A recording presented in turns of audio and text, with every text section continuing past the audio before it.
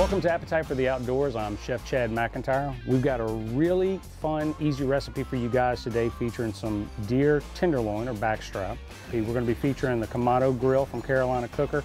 It's only 4 ingredients in this. We've got some butter, we've got about a cup of light brown sugar, a cup of soy sauce, and then we've got about a tablespoon of the Carolina Cooker hickory barbecue mix. Set this pot on the grill. We're going to get this guy melted.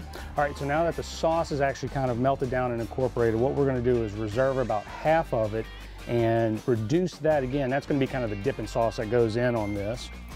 Using our 2-quart sauce pot, Carolina Cooker, we're just going to set this one off to the side. So we got our salt and pepper marinated deer.